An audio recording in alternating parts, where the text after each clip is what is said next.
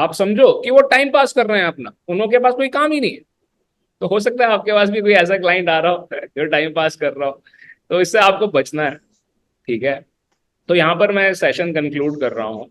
जिन लोगों के कोर्स के अंदर जो एडवांस कोर्स कर रहे हैं वो 2 मिनट के 5 मिनट के अंदर दोबारा से ज्वाइन करेंगे और फिर हम ARC करेंगे। ठीक है। तो मैं एक बार एंड करके 5 मिनट में दोबारा से स्टार्ट कर रहा हूँ। तो जो ARC करना चाहते हैं, जिनके कोर्स का पार्ट है, वो लोग दोबारा से ज्वाइन कर लेंगे। जिनका एग्जाम है, इस 5 मिनट के अंदर आपके पास लॉगिन आ जाएगा। ठीक है। तो अपना एग्जाम 3 बजे स्टार्ट करेंगे। ठीक है। Thank you. तो टॉपिक बड़ा सिंपल है। टॉपिक सिंपल सा यही है कि आप लोग आइटा कैसे लेंगे। ठीक है। आप अपना एयर टिकटिंग का बिजनेस कैसे सक्सेसफुली स्टार्ट करेंगे और रन करेंगे। ठीक है। तो मेन टॉपिक ये है। तो पहले मैं 45 मिनट आपको यही समझाने वाला हूँ कि आइटा कैसे लिया जाता है, टिकटिंग कैसे शुरू की जाती है, उसमें कहाँ गलतियां होने के चांसेस होते हैं और कहाँ उसको ठीक किया जा सकता है। तो पहले मैं आपको ये समझाने वाला हूँ। ठीक है। उसके बाद फिर मैं, कोशिश मेरी ये है कि आधा घंटा मैं इस चीज़ को दूं कि आप, क्लाइंट्स को लेके बहुत लोग परेशान होते हैं। पहली बात तो ये कि हम सबको मालूम है कि क्लाइंट्स कैसे आते हैं, पर फिर भी इसके बारे में मैं बात करना पसंद करूंगा because lot of people are making mistake in that. जो मेन बेसिक है वो उसको नहीं समझ पा रहे हैं। ठीक है। तो मैं ये समझाऊंगा कि आप क्लाइंट्स कैसे लाएंगे और क्लाइंट्स को हैंडल कैसे करना है। क्लाइंट के पास है, क्लाइंट्स की कोई कमी नहीं है, पर उनको हैंडल अगर आप नहीं कर पा रहे हैं तो आपको लगता है कि आपके पास क्लाइंट्स नहीं है। ठीक है। फिर आखिरी आधा घंटा देने वाले हैं या 1 घंटा हम देने वाले हैं ARC को। ठीक है। तो ARC is airline consolidation in regard to USA। तो USA के अंदर जो हम एयर टिकटिंग करते हैं, ठीक है, उसके लिए आइटा नहीं चाहिए होता, वहां पर ARC चलता है। तो जो रोल हमारे लिए आइटा प्ले करता है वो USA में ARC प्ले करता है। ठीक है। अब आप सब लोग इंडिया में या पाकिस्तान बांग्लादेश वगैरह में हैं, ठीक है, या आसपास की नेबरिंग कंट्रीज, या मान लीजिए कुछ लोग आप में से मिडल ईस्ट में भी हैं या यूरोप में भी हैं। तो हम USA की बात क्यों कर रहे हैं? Then why are we talking about USA? तो हम USA की बात इसलिए कर रहे हैं क्योंकि USA इम्पोर्टेंट है आपके लिए। अगर आप अपना बिजनेस इंक्रीज करोगे तो इवेंचुअली आपको USA से लिंक होके काम करना है। ठीक है। तो हम जब ARC की बात कर रहे हैं तो आपको यही समझा रहे हैं कि ARC क्या होता है और फिर वो USA के अंदर कैसे हो पाएगा। सिर्फ समझ लेने से हो सकता है आप ना कर पाए, तो उसको फैसिलिटेट भी करवाते हैं हम। ठीक है। कि आप USA में अपना बिजनेस कर सकें, चाहे आप इंडिया में रह रहे हैं, और जो भी काम होगा वो 100% लीगली होगा। आप में से कोई भी अगर ये सोच रहा है कि इंफॉर्मेशन लेके उसको इलीगली यूज करे तो बिल्कुल ना करें। ठीक है। तो ये सब करना गलत होता है, पर लीगली आप काम करके लाखों करोड़ों रुपए जरूर कमा सकते हैं। ठीक है। तो ये आज के टॉपिक हैं। राइट। तो इससे पहले कि मैं स्टार्ट करूं, जिनका भी कुछ स्टूडेंट यहाँ मेरे साथ क्लास में बैठे हैं, तो जो भी पूछना चाहे, क्लास खत्म होने का वेट मत कीजिएगा। ठीक है। ये मत सोचिएगा कि मैं बोलूंगा हाँ जी मैं यहाँ कंक्लूड कर रहा हूँ और फिर आप सवाल पूछना शुरू करें। तो सवाल आप पहले पूछना शुरू कर दें। ठीक है। चाहे आप मेरे पीछे बैठे हैं, चाहे आप ऑनलाइन बैठे हैं, तो जब आप सवाल पूछेंगे तो मैं जवाब जरूर दूंगा। ठीक है। अगर आपके सवालों की वजह से टाइम ज़्यादा लग जाएगा तो टाइम ज़्यादा लग सकता है। पर जिन्हों का एग्ज़ाम है 3 बजे, वो 3 बजे क्लास छोड़ देंगे। ठीक है। वो अपना एग्ज़ाम शुरू कर लेंगे 3 बजे। ठीक है। अगर मान लीजिए क्लास उतनी लंबी चलती रहती है तो।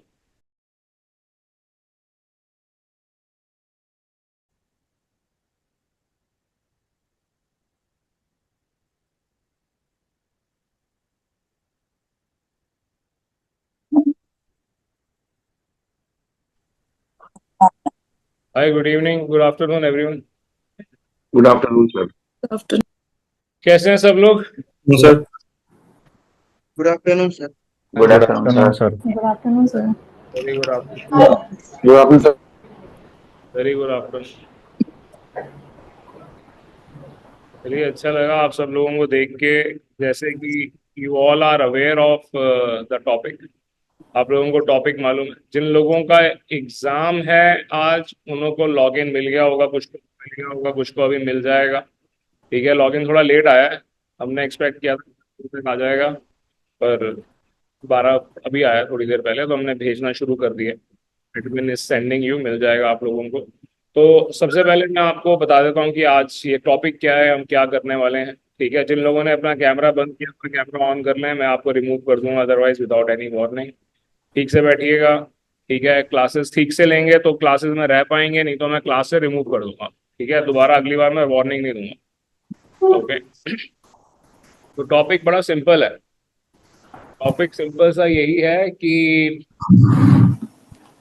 आप लोग आइटा कैसे लेंगे। ठीक है, आप अपना एयर टिकटिंग का बिजनेस कैसे सक्सेसफुली स्टार्ट करेंगे और रन करेंगे। ठीक है, तो मेन टॉपिक ये है।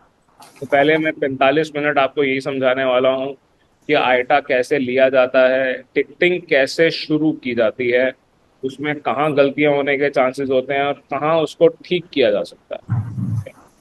तो पहले मैं आपको ये समझाने वाला हूँ। ठीक है, उसके बाद फिर मैं कोशिश मेरी ये है कि आधा घंटा मैं इस चीज़ को दूं कि आप क्लाइंट्स को लेके बहुत लोग परेशान होते हैं।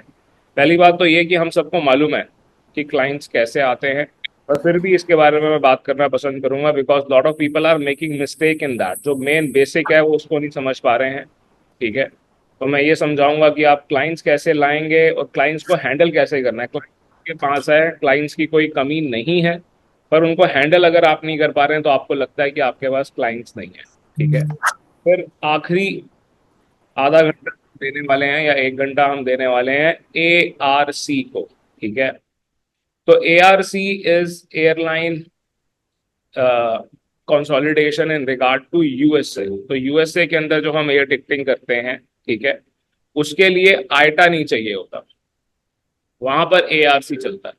तो जो रोल हमारे लिए आइटा प्ले करता है वो यूएसए में ARC प्ले करता है। ठीक है, अब आप सब लोग इंडिया में या पाकिस्तान बांग्लादेश वगैरह में हैं। ठीक है, या आसपास की नेबरिंग कंट्रीज, या मान लीजिए कुछ लोग आप में से मिडल ईस्ट में भी हैं या यूरोप में भी हैं। तो हम यूएसए की बात क्यों कर रहे हैं, then why are we talking about USA. तो हम यूएसए की बात इसलिए कर रहे हैं क्योंकि यूएसए इंपॉर्टेंट है आपके लिए। अगर आप अपना बिजनेस इंक्रीज करोगे तो इवेंचुअली आपको यूएसए से लिंक होके काम करना है। ठीक है, तो हम जब एआरसी की बात कर रहे हैं तो आपको यही समझा रहे हैं कि एआरसी क्या होता है और फिर वो यूएसए के अंदर कैसे हो पाएगा। सिर्फ समझ लेने से हो सकता है आप ना कर पाए, तो उसको फैसिलिटेट भी करवाते हैं हम। ठीक है, कि आप यूएसए में अपना बिजनेस कर सकें, चाहे आप इंडिया में रह रहे हैं, और जो भी काम होगा वो 100% लीगली होगा। आप में से कोई भी अगर ये सोच रहा है कि इंफॉर्मेशन लेके उसको इलीगली यूज करे तो बिल्कुल ना करें। ठीक है, तो ये सब करना गलत होता है, पर लीगली आप काम करके लाखों करोड़ों रुपए जरूर कमा सकते हैं। ठीक है, तो ये आज के टॉपिक हैं। राइट, तो इससे पहले कि मैं स्टार्ट करूं, जिनका भी कुछ स्टूडेंट यहाँ मेरे साथ क्लास में बैठे हैं, तो जो भी पूछना चाहे क्लास खत्म होने का वेट मत कीजिएगा। ठीक है, ये मत सोचिएगा कि मैं बोलूंगा हाँ जी मैं यहाँ कंक्लूड कर रहा हूँ और फिर आप सवाल पूछना शुरू करें। तो सवाल आप पहले पूछना शुरू कर दें। ठीक है, चाहे आप मेरे पीछे बैठे हैं चाहे आप ऑनलाइन बैठे हैं, तो जब आप सवाल पूछेंगे तो मैं जवाब जरूर दूंगा। ठीक है, अगर आपके सवालों की वजह से टाइम ज़्यादा लग जाएगा तो टाइम ज़्यादा लग सकता है, पर जिन्हों का एग्ज़ाम है 3 बजे, वो 3 बजे क्लास छोड़ देंगे। ठीक है, वो अपना एग्ज़ाम शुरू कर लेंगे 3 बजे। ठीक है, अगर मान लीजिए क्लास उतनी लंबी चलती रहती है तो। पर अगर क्लास लंबी नहीं चलती है तो ऑब्वियसली मेरी कोशिश है कि मैं 3 बजे से पहले ये मीटिंग एंड कर दूं, ये क्लास कंक्लूड कर दूं। ठीक है, तो any questions, anyone would like to start. ठीक है, वेरी गुड। जैसे कि कोई सवाल नहीं है, ठीक है, तो मैं इस बात की एडवांटेज लेते हुए स्टार्ट करना चाहूंगा कि एयर टिकटिंग है क्या। सबसे पहले आप इस बात को समझिए। ठीक है, एयरलाइन आपसे कहती है कि आप मेरी वेबसाइट पर आओ और आकर आप टिकट इशू कर दो। ठीक है, एयरलाइन स्पेसिफिकली यही बात बोलती है। हर एयरलाइन ये कहती है, कोई भी, अगर आप भी कोई प्रोडक्ट बनाते हो, अगर आप कोई फैक्ट्री रन करते हो या कल को करोगे, या जिनको भी आप जानते हो, तो जो कोई भी जिस भी तरह का प्रोडक्ट बना रहा है और उसको सेल करना चाहता है, तो ऑब्वियसली उसने सिंपली बोला है कि भाई आप मेरे से डायरेक्टली ले सकते हो, है ना। तो एयरलाइन डायरेक्टली चीजें बेचती है, ऐसा नहीं है कि वो अपनी टिकट नहीं बेच रही है। बट प्रॉब्लम कहाँ पर आती है? प्रॉब्लम तब आती है जब हम एयरलाइन, सिर्फ एक एयरलाइन के बेसिस पर सारी की सारी रूटिंग नहीं बना पाते।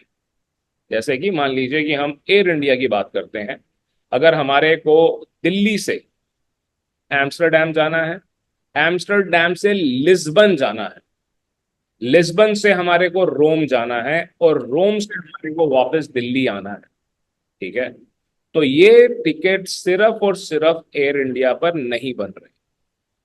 ठीक है, तो जब सिर्फ एक एयरलाइन नहीं बना रही होती तो हमारे को किसी और की हेल्प लेनी पड़ती है, मतलब मीडिएटर, जिसे कि हम GDS ग्लोबल डिस्ट्रीब्यूशन सिस्टम कहते हैं, उसकी हेल्प लेनी पड़ती है। ठीक है, जब हम उसकी हेल्प लेते हैं तो वो बाकी एयरलाइंस को कंबाइन करता है।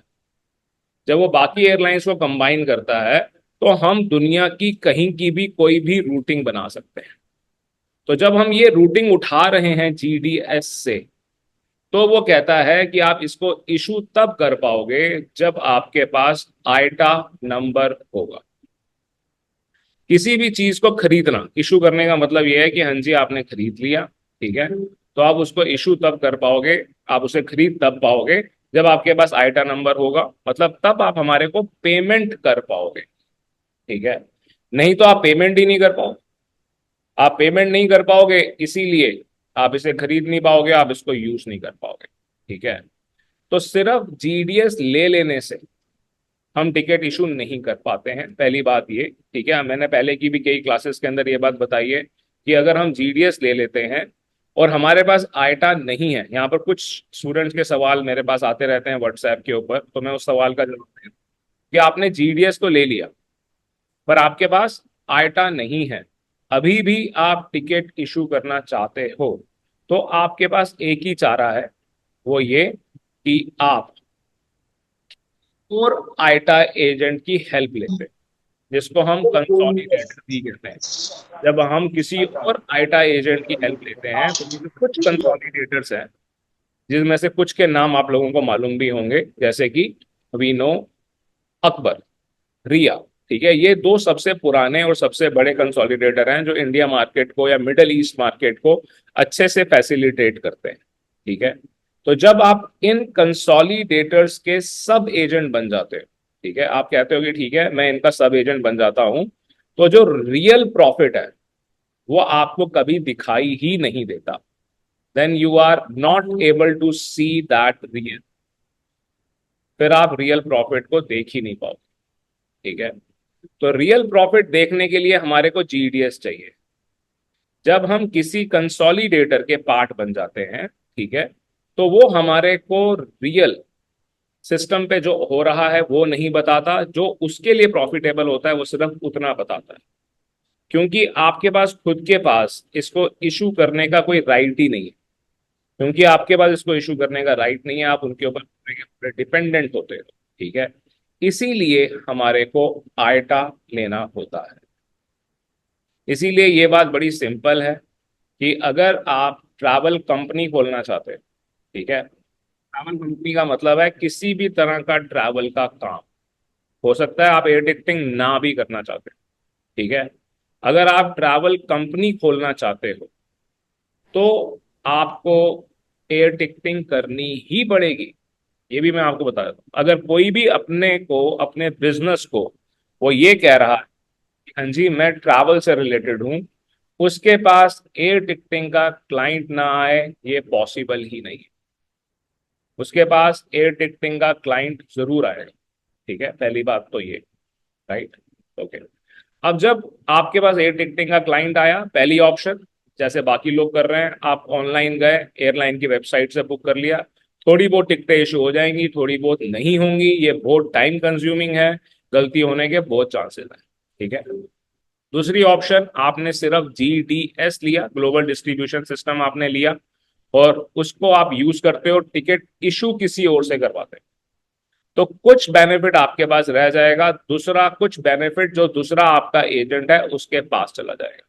ठीक है, रियल बेनिफिट आपको नहीं। ठीक है, तीसरी ऑप्शन आपके पास ये है कि आप आइटा ले लो। ठीक है, चौथी ऑप्शन आपके पास ये है कि आप एआरसी ले लो। एआरसी आप तब लेते हो जब आपको यूएसए की टिकट्स करनी होती है। और ये भी मैं आपको बता दूं कि majorly aviation industry is about USA. ठीक है, तो एआर जो भी एयर टिकटिंग के अंदर अच्छा काम कर रहा है वो एआरसी लेगा ही लेगा। ठीक है, आज नहीं तो कल लेगा, कल नहीं तो आपकी आने वाली जनरेशन लेगी, पर वो एआरसी जरूर लेगा। ये मैं आपको साफ साफ बता रहा हूँ। ठीक है, तो सबसे पहले हम आइटा लेने पर आ जाते हैं। जब हम आइटा लेने के लिए रिक्वेस्ट करते हैं, हम कहते हैं कि हाँ जी आप हमें आइटा दे दीजिए। आइटा का एक और मैं आपको फायदा बताता हूँ, जैसे कि मैंने आपसे कहा कि आप किसी भी तरह का ट्रैवल से रिलेटेड काम कर रहे हैं, किसी भी तरह का, तो आप गवर्नमेंट से कहते हैं कि वो आपको रिकॉग्नाइज कर दे।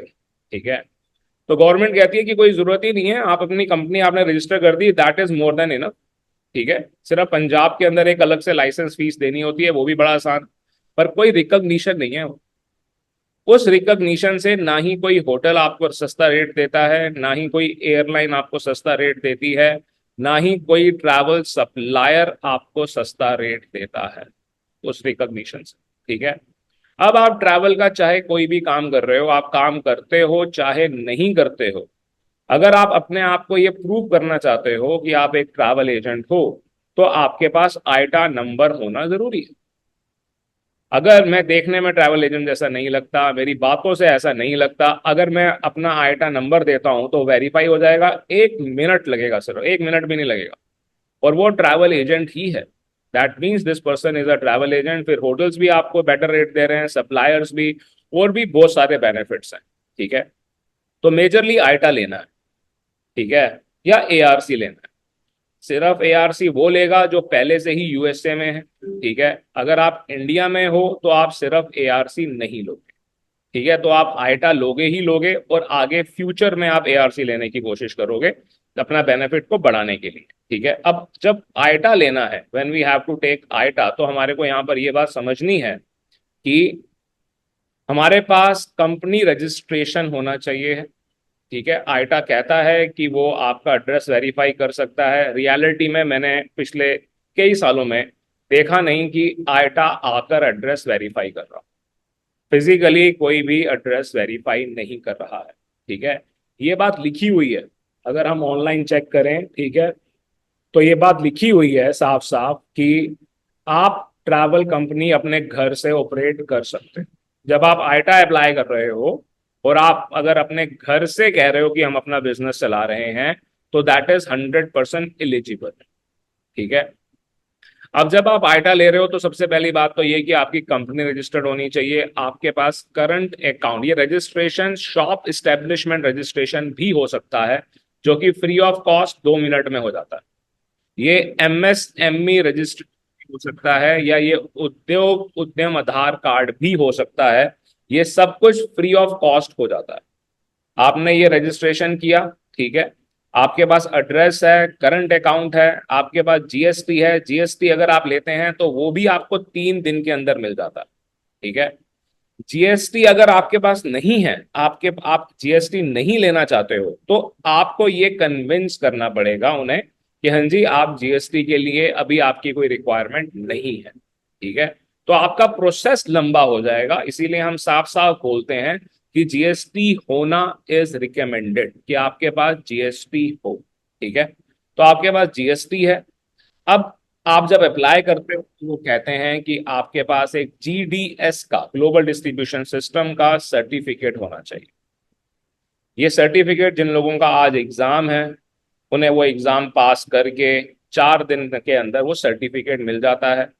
जब आप ये सर्टिफिकेट भी उन्हें दे देते हो, फिर वो कहते हैं कि इसका ऑथेंटिकेशन लेटर दीजिए कि ये सर्टिफिकेट असली है, क्योंकि बहुत सारे हमारे ही शायद स्टूडेंट्स या जैसे भी ये लोग थे, इन्होंने सर्टिफिकेट किसी का देखा और नकली सर्टिफिकेट बनाने शुरू कर दिए। ठीक है, तो आइटा साफ साफ बोलता है कि आपके पास जो सर्टिफिकेट है इसको ऑथेंटिकेट कीजिए। तो वो जब आपको ये मैसेज भेजेगा, तो आप वो मैसेज हमारे को भेजोगे ईमेल पर, और हम आपको ऑथेंटिकेशन लेटर आपके इनबॉक्स में भिजवाएंगे, आपकी ईमेल पर भिजवाएंगे।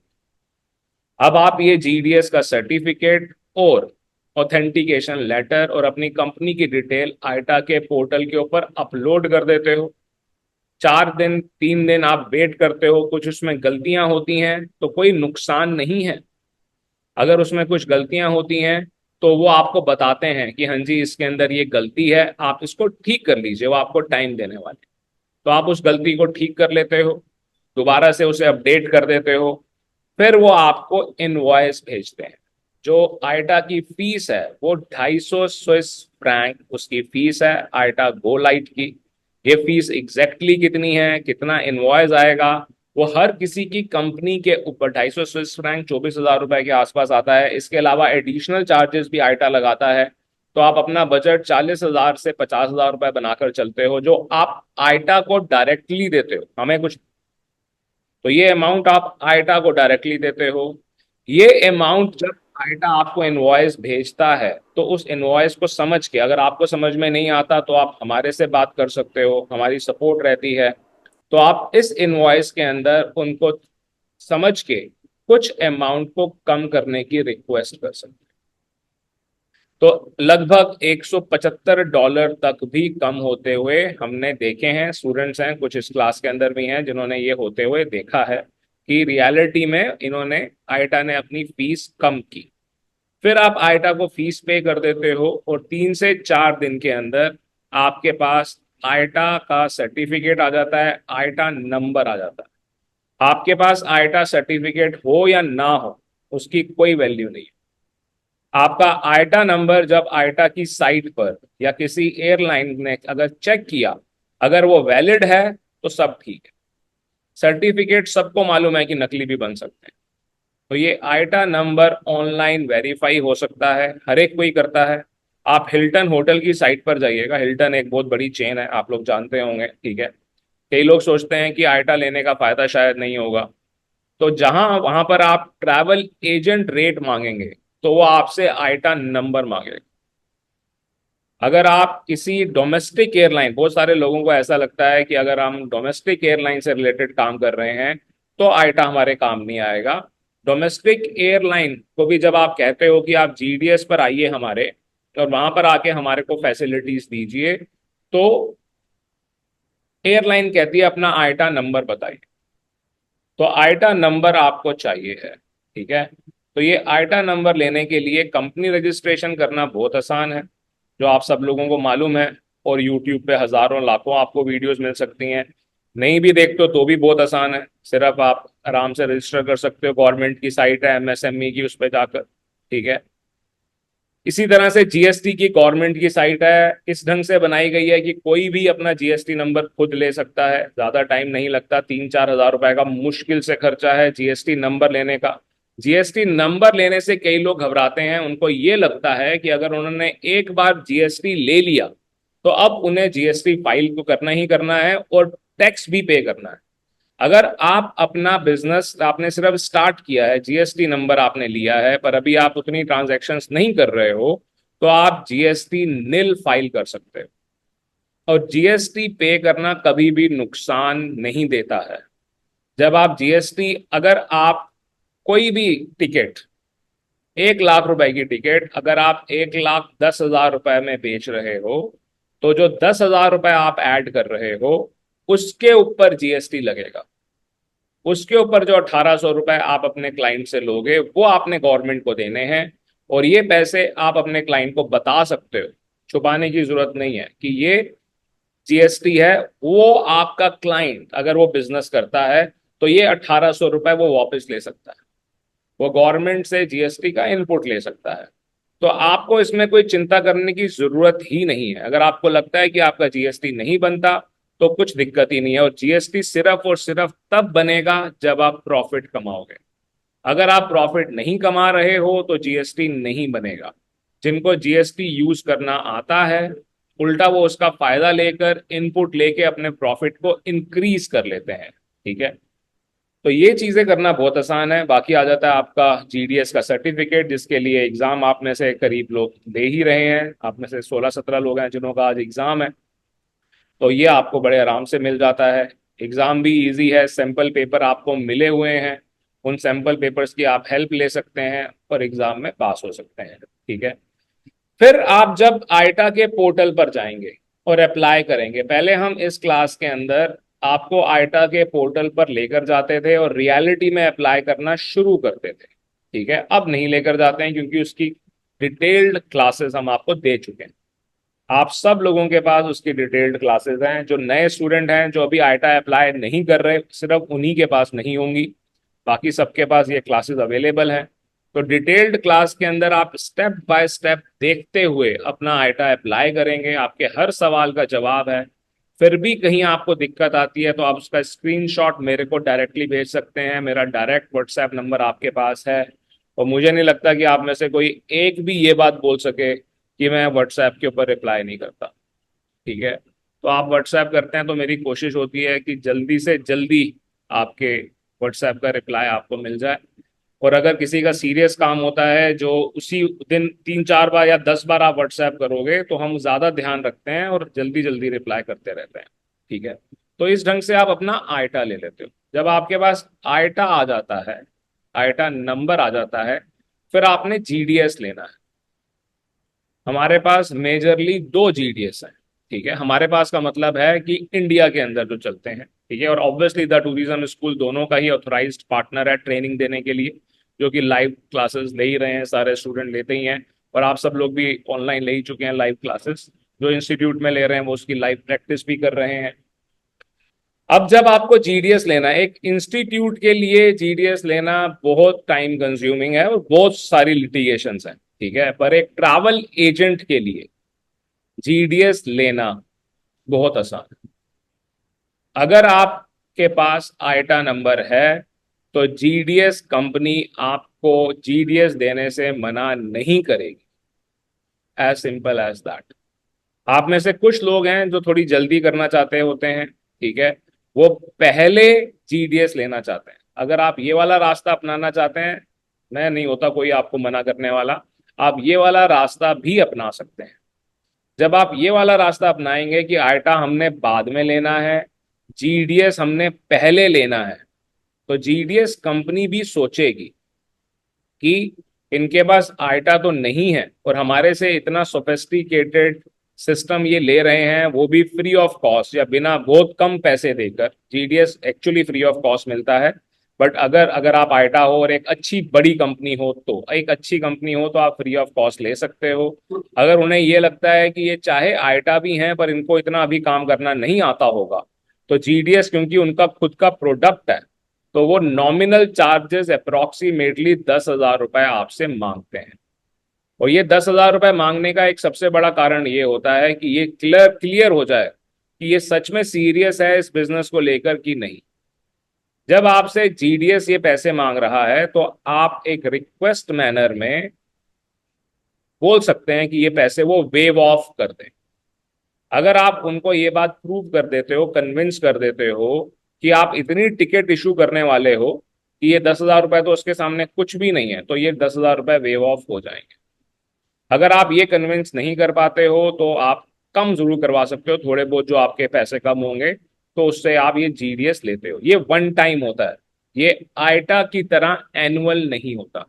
आईटा की फीस एनुअल होती है। जब आप पहली बार आईटा लेते हैं, अगर तब आपके 100 रुपए खर्च हो रहे हैं, तो फिर हर महीने आपके करीब 30 रुपए और खर्च होंगे, हर साल, सॉरी, हर साल जब आप उसको रिन्यू करोगे तो जो आपने कॉस्ट आईटा लेते हुए पे की, उसका अप्रोक्सीमेटली 30% आप हर साल पे करने वाले हो जब भी आप रिन्यू करोगे। और अगर आप उसको रिन्यू नहीं करोगे तो वो खत्म हो जाएगा। और ये बिल्कुल मत सोचना कि जो 1 साल पहले आपके पास आईटा नंबर था वो जिंदगी भर काम आएगा, वो कभी काम नहीं आएगा। आईटा नंबर जब चेक किया जाएगा तब अगर वो वैलिड नहीं है तो वो आईटा नंबर काम नहीं आएगा। अगर आपके पास पहले आईटा नंबर था और आप उसको आज भी डिस्प्ले कर रहे हो कि आप एक आईटा कंपनी हो या थे, तो भी आप गलत कर रहे हो। तो आईटा लेके उसे मेंटेन भी करना है। ठीक है, अब हम जब जीडीएस से कहते हैं कि आप हमारे को जीडीएस दे दो, जब हम जीडीएस से कहते हैं कि हमारे पास आईटा है, आप चेक कर लीजिए, ये लीजिए हमारा आईटा नंबर, तो वो आपको जीडीएस देने में कोई दिक्कत नहीं करते। पर जहां आप उनको ये आईटा नंबर नहीं दिखा पाते हो, तो वहां ये आपसे कहते हैं कि ये कागज दीजिए, वो कागज दीजिए, हजारों कागज दीजिए। ठीक है। सबसे बड़ा कागज जो मांगा जाता है वो मांगा जाता है रिकमेंडेशन लेटर, कि आप रिकमेंडेशन लेटर दे दीजिए। ठीक है। आप सब हमारी रिस्पेक्ट करते हैं, पढ़ रहे हैं इतने दिनों से। ठीक है। अगर मैं आपसे कहूंगा ना कि आप रिकमेंडेशन लेटर दे दीजिए, ठीक है, तो आपको भी 10 बार सोचना पड़ेगा। रिकमेंडेशन लेटर का मतलब समझिएगा। अगर आपने मेरे को रिकमेंड किया एज ए ट्रैवल एजेंट और मैंने कुछ भी गलत कर दिया, 2 लाख रुपए का मैंने नुकसान कर दिया एयरलाइन का, और मैं वो पैसे नहीं देता हूं, तो जिसने रिकमेंड किया है उसके पास ये पहुंचेंगे और उससे पैसे ले सकते हैं। रिकमेंडेशन का मतलब ये है। रिकमेंडेशन लेटर का क्लॉज आता ही क्यों है? रिकमेंडेशन लेटर का क्लॉज आता है कि जब आपने एक पार्टनरशिप कंपनी खोली, एक ब्रांच खोली। अगर आप एक ब्रांच खोल रहे हो, या अपने भाई के लिए आप काम खोल रहे हो, या अपने बहुत ही अच्छे किसी दोस्त के लिए आप काम खोल रहे हो जिसकी आप सच में गारंटी ले सकते हो, तो आप उसको रिकमेंडेशन लेटर दोगे। अदरवाइज रिकमेंडेशन लेटर एयरलाइन देती है। एयरलाइन भी आपके बिजनेस के बेसिस पे देती है। होटल्स भी, 5 स्टार होटल्स भी आपको रिकमेंडेशन लेटर दे सकते हैं, जो कि जीडीएस मानता है। वो भी आपको जानने के बेसिस पे देते हैं। ठीक है। तो ये मत सोचिएगा कि आप किसी से रिक्वेस्ट करेंगे, वो आपको जानता नहीं है और वो आपको रिकमेंडेशन लेटर दे देगा, तो ऐसा नहीं होने वाला। सबसे आसान तरीका है, अगर आप अपने आप को एक बढ़िया ट्रैवल एजेंट बनाना चाहते हैं, रिकॉग्नाइज्ड, तो सबसे आसान तरीका है कि आप आइटा नंबर लें। चाहे आप फिर वीजा का काम कर रहे हो, चाहे आप होटल्स का काम कर रहे हो, चाहे आप लैंड ट्रांसफर्स कर रहे हो, चाहे आप टूर्स कर रहे हो, जब आपके पास ये आइटा नंबर आ जाता है, आप जीडीएस लें। जब आपके पास जीडीएस आ जाता है, तो आपने टिकट खुद इशू करनी है। अब आप यहां पर ये भी समझिएगा, जो लोग रेगुलरली टिकट इशू कर रहे हैं उन्हें एयरलाइन पीएलबी भी देती है। पीएलबी का मतलब होता है प्रोडक्टिविटी लिंक्ड बोनस। जब आप रेगुलरली काम करते रहते हैं, पहली बात तो आपको जो उसमें प्रॉफिट मिल रहा है वो एक अलग चीज है, प्रोडक्टिविटी लिंक्ड बोनस एक और चीज है, अलग चीज है। फिर आप इसी के बेसिस पर बल्क बाइंग कर सकते हैं, ग्रुप्स कर सकते हैं, और भी बहुत सारी चीजें कर सकते हैं। आइटा लेने के लिए आपको किसी के भी ऊपर डिपेंड नहीं करना है। अगर कोई आपसे कहता है, अगर कल को मैं भी आपसे कहता हूं कि आपका आइटा मैं अप्लाई कर दूंगा, जो आइटा को आपने फीस देनी है वो आप मुझे दे दो, मैं दे दूंगा आइटा को, तो ये गलत तरीका है, ये बिल्कुल गलत तरीका है। आइटा अगर आप खुद अप्लाई ही नहीं कर पा रहे हो, जो कि हमारी हजारों वीडियोस के ऊपर अवेलेबल है, और हमने आपको अलग से डिटेल्ड क्लास दी हुई है उसकी, आप लोगों की बुकलेट के अंदर, जो लोग आइटा अप्लाई कर रहे हैं वो सिर्फ हमारे स्टूडेंट्स को मिलती है। उसको देखकर अगर आप आइटा अप्लाई नहीं कर पा रहे हो, तो आप याद रखना आप एयर टिकटिंग भी नहीं कर पाओगे। तो आइटा खुद ही अप्लाई करना है। आपके कहीं ज्यादा पैसे बचेंगे और बिल्कुल भी मुश्किल नहीं है। कितना टाइम लगता है? जब आप पहली बार लॉग इन करके अपना फॉर्म भरोगे, जो कि मैंने क्लासेस में दिखाया हुआ है, सिर्फ 20 मिनट लगेंगे आप। और उसके बाद जो आप आइटा से कम्युनिकेट करोगे, जैसे ईमेल कम्युनिकेशन होता है उसी ढंग से होने वाला है। एक केस नंबर आएगा, उसके ऊपर आप केस नंबर क्रिएट करोगे, आइटा उसके ऊपर रिप्लाई करेगा। आइटा जब भी उसके ऊपर रिप्लाई करेगा, आपकी ईमेल के ऊपर भी वो दिखाई देगा। ऐसा नहीं है कि वो आपकी ईमेल के ऊपर ना दिखाई दे। तो आप लॉग इन करके उसको चेक कर सकते हो और फिर उसका रिस्पॉन्स दे सकते हो। ठीक है। तो ये सब करना बहुत आसान है और आप लोग कर सकते हैं। जो जेन्युइन सर्टिफिकेट आपको चाहिए वो आपके कोर्सेज के अकॉर्डिंगली आपको मिल ही रहा है। ठीक है। तो मैं उम्मीद करता हूं कि आप सब लोग अपना आइटा अप्लाई करें, आइटा लें, और जब आपके पास आइटा आ जाता है तो टिकटें खुद इशू करें। फिर टिकटों के लिए किसी और के ऊपर डिपेंड ना करें। कोई भी एयरलाइन आपको जो लगता है कि आपके सिस्टम पे दिखाई नहीं दे रही है, वो एयरलाइन आप अपने सिस्टम पर ऐड करवा सकते हैं। उसके लिए भी आपके पास आइटा नंबर होना चाहिए। जब तक आपके पास आइटा नंबर नहीं है, आप वो भी नहीं कर पाएंगे। डोमेस्टिक टिकट्स भी आप आइटा नंबर लेने के बाद अपने सिस्टम से, जीडीएस से ऐड करवा के, जो अवेलेबल नहीं है, कर सकते हैं। ठीक है। जो ये काम 6 महीने 1 साल करता रहेगा, उसके बाद एयरलाइंस की डील्स आपके इनबॉक्स में आनी शुरू हो जाएंगी। आपको किसी को फोन नहीं करना पड़ेगा, आपके जीडीएस के सिस्टम पर जो डील्स हैं वो शो अप होनी शुरू हो जाएंगी। जब आप एयरलाइन को एसएसआर स्पेशल रिक्वेस्ट सर्विस भेजेंगे, ठीक है, तो एयरलाइन आपको कॉल बैक करेगी और आपको बताएगी कि हाँ जी, ये फेयर हम आपके लिए कम कर रहे हैं और आप इसे पिक कर सकते हैं। और वो फेयर बहुत सारे एजेंट हैं जो जिनको कभी पता ही नहीं चलेगा, कभी दिखाई ही नहीं देगा। तो ये सारी की सारी चीजें बहुत कॉमनली अवेलेबल हैं जो आप कर सकते हैं, बट शुरुआत आइटा नंबर से ही होने वाली है। So I hope sir I have how explained you कि आइटा क्या है, जीडीएस क्या है, लेना कैसे है। जीडीएस कैसे लेना है उसके लिए आपकी कंपनी की ही डिटेल चाहिए है, और आपको जीडीएस के जो सेल्स पीपल हैं उनका नंबर चाहिए, जो आप मेरे से ले सकते हैं। आप में से कईयों को मैं दे चुका हूं। आप मुझे व्हाट्सएप करेंगे, मैं आपको नंबर दे दूंगा, ठीक है। तो आप उनसे डायरेक्टली बात कर सकते हैं। वो आपसे यही पूछेंगे कि आपकी लोकेशन क्या है, आप क्या काम करते हैं। आप चाहे घर से करते हो, जो बोलें सच बोलें, और अपना आप जीडीएस ले लें। वो आपसे 2-3 फॉर्म भरवाएंगे, आपका आधार कार्ड लेंगे, आपकी कंपनी का नाम लेंगे और आपको जीडीएस दे देंगे। तो ये दोनों के दोनों अमेडियस और गैलीलियो के जो सेल्स के लोगों का आपको नंबर चाहिए, आप मुझे व्हाट्सएप करेंगे, मैं आपको दे दूंगा। इसकी बुकलेट भी हमारे पास अवेलेबल है, पीडीएफ, वो भी आप हमसे ले सकते हैं, कई लोगों के पास पहले से है। तो इस ढंग से आप अपना एयर टिकटिंग का काम स्टार्ट कर सकते हैं। जब आपके पास आइटा होता है तो आप चाहे सिर्फ एयर टिकटिंग कर रहे हो, पर आप हैं एक रिकॉग्नाइज्ड ट्रैवल कंपनी। पूछिए कोई सवाल है, प्लीज स्टार्ट। सर ये जो एयरलाइंस अमेडियस पे नहीं दिखती हैं तो उनको how to add them in our Amadeus? सबसे पहले तो आपको आइटा लेना है, ठीक है। आप मेरे ख्याल से आप आइटा ले भी चुके हैं, है ना। आप हमारे शुरू के कुछ बैचेस में से हैं। तो जब आपने आइटा ले लिया, जीडीएस भी आपने ले लिया, ठीक है, अब आप एयरलाइन को ईमेल करते हो। तो जो हमारी एडवांस क्लासेस होती हैं उसके अंदर हम आपको एयरलाइंस की ईमेल का लिस्ट भी देते हैं, फॉर्मेट भी देते हैं, और कुछ एयरलाइंस का अलग सिस्टम है उन्हें ऐड करने का, वो भी हम आपको देते हैं।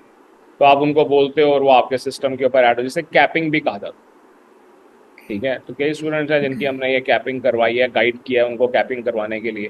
तो जब आप वो कैपिंग कर लेते हैं तो आपके पास ये फेयर थोड़ा दिखना शुरू हो जाता है आपके सिस्टम के ऊपर, और कम फेयर की ऑप्शंस भी नज़र आनी शुरू हो जाती है।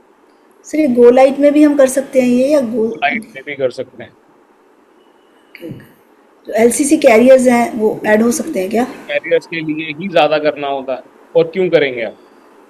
जी जी तो आप इस बात को समझिएगा कि एलसीसी कैरियर आपको ज़्यादा सपोर्ट करने के लिए तैयार है। जब एलसीसी कैरियर ये बात देख रहा है कि हाँ जी दे आर आइटा और ये ज़्यादा काम करना चाहते हैं, तो वो आपको क्यों नहीं देगा एक्सेस? वो अपना अलग से आपको लॉगिन दे रहा है, आप उसको अपने जीडीएस के ऊपर लिंक करना चाहते हो, उसको जीडीएस के ऊपर लिंक कर, उसी ढंग से आप टिकटिंग करते रहो। और ज़्यादातर वो लोग करते हैं जिन्हों की बड़ी कंपनी होती है, एम्प्लॉयज़ को देना है, वो चाहते नहीं कि एम्प्लॉय यहाँ वहाँ देखे, एक ही सिस्टम के ऊपर देख के अपना टिकट इशू करता रहे। रेगुलरली जब तक आप इस बात को याद रखना, एयर टिकटिंग और वीज़ा ये दो ऐसे टॉपिक्स हैं। एयर टिकटिंग में 1 साल तक मेहनत करनी पड़ेगी। जब तक आप 1 साल तक चुपचाप काम नहीं करते रहोगे, तब तक आपको जो इंडस्ट्री के प्रॉफिट हैं वो नहीं मिलने वाले, बेनिफिट्स नहीं मिलने वाले। मैं साफ साफ बोल रहा हूँ ये बात। 1 साल तक कंसिस्टेंट रहना पड़ेगा। और वीज़ा एक ऐसा पार्ट है जिसके अंदर आप कंसिस्टेंट रहो या ना रहो, जो लोग 10-10 साल से 20-20 साल से काम कर रहे हैं, आप उनके बराबर आके खड़े हो जाए। पर वीज़ा करने वाले भी जब अपनी कंपनी के साथ आइटा लगाते हैं तो उनके काम को बहुत ज़्यादा बेनिफिट। समझ में आया? सर ये गो स्टैंडर्ड लेना चाहिए या गो लाइट? ये आपके बिजनेस के ऊपर डिपेंड करता है। सबसे पहले तो आप खुद एक सीए हैं, ठीक है। आप इस बात को समझिए कि अगर आप पैसे इन्वेस्ट कर रही हैं तो आप उसका रिटर्न ऑफ इन्वेस्टमेंट देखेंगे, आरओआई देखेंगे, ठीक है। आप जब गो लाइट लेते हो, आप सिर्फ मान लीजिए 25,000 रुपये या 40,000 रुपये आप खर्च करते हो, ठीक है। अब आपने अगर सिर्फ 4 टिकटें बेची और 40,000 रुपये कमा लिए, तो आपका इन्वेस्टमेंट तो वापस आ गया। जब आपने गो स्टैंडर्ड लिया और आपने मान लीजिए 10 लाख रुपए इन्वेस्ट किए, 10 लाख रुपए खर्च नहीं किए, इन्वेस्ट किए। गो स्टैंडर्ड के अंदर हमारे को बैंक गारंटी देनी होती है। वो बैंक गारंटी 8 या 9 लाख रुपए की हमारे अकाउंट में ही पैसे रहते हैं, उसका इंटरेस्ट हमारे पास ही रहता है, ठीक है। पर वो पैसा आपका ब्लॉक हो जाता है, आप उसको किसी और बिजनेस में यूज नहीं कर सकते, ठीक है। तो आप ये सोचो कि जब तक आप उतना प्रॉफिट नहीं कमा लेते हो, आपको लगेगा कि मेरे पास रिटर्न ऑफ इन्वेस्टमेंट नहीं आया। तो यहाँ पर ये कैलकुलेशन हर ट्रैवल एजेंट को खुद करनी चाहिए कि वो कितनी टिकटें बेचेगा। पर ये कैलकुलेशन भी मैं आपको बताता हूँ कि अगर आप महीने में 20 टिकटें बेच रहे हो इंटरनेशनल, ठीक है, तो आप गो लाइट के साथ ही रहिए। अगर आपकी महीने की टिकटें इंटरनेशनल महीने की टिकटें 20 से ज़्यादा हैं, तो आप गो स्टैंडर्ड पर जाइए। गो लाइट शुरुआत में लेकर आप उसको बाद में जब चाहें तब गो स्टैंडर्ड के अंदर अपग्रेड कर सकते हैं। गो स्टैंडर्ड में अपग्रेड करना कुछ मुश्किल नहीं है। गो लाइट लेने के बाद गो स्टैंडर्ड पे अपडेट करना आसान है, उल्टा आपको बेनिफिट्स मिलते हैं। इसी ढंग से गो स्टैंडर्ड लेने के बाद गो ग्लोबल पे अपडेट करना भी आसान है, उल्टा आपको बेनिफिट्स मिलते हैं, ठीक है। तो ये आप आपका जैसे जैसे बिजनेस बढ़ता जाएगा, अभी आप लोगों ने कभी सुना है कि आयटा ने आपको फ़ोन किया, किसी को किया? जब आपका बिजनेस बढ़ेगा और इन्हें ये देख रहे हैं कि ये गो स्टैंडर्ड चला रहे हैं और इनका बिजनेस जो है ठीक ठाक है, इससे पहले कि आप एआरसी के बारे में सोचो, ये आपको अपना गोस ग्लोबल बेचना चाहेंगे, आपके पास कॉल भी आएगी। So lot of things entirely depends on your amount of business. इसीलिए मैंने कहा कि एयर टिकटिंग पेशेंस का काम, और एयर टिकटिंग एक ऐसा काम है जिसको आपने सिर्फ 2 साल कर लिया। 2 साल करने के बाद इसको आप ऑटो मोड पर डाल देते हो, मतलब कि आप सिर्फ जो 3 एयरलाइन आपने कंसोलिडेट की या 3 रूटिंग्स आपने कंसोलिडेट की, पूरा वर्ल्ड नहीं करना है। ये मैं आपको बता देता हूं पहली बात, जब तक आप पूरे वर्ल्ड को समझोगे नहीं, आप 3 सेगमेंट्स को कंसोलिडेट नहीं कर पाओगे, ये समझो, ठीक है। जब आप 3 सेगमेंट्स को, 3 रूटिंग को आप कंसोलिडेट कर लेते हो, तो आप उसको एपीआई के बेसिस पर अपनी खुद की एपीआई भी क्रिएट करवा सकते हो, अपने सिस्टम पर डाल देते हो। अब आपके सिस्टम को कोई ब्रेक नहीं कर सकता।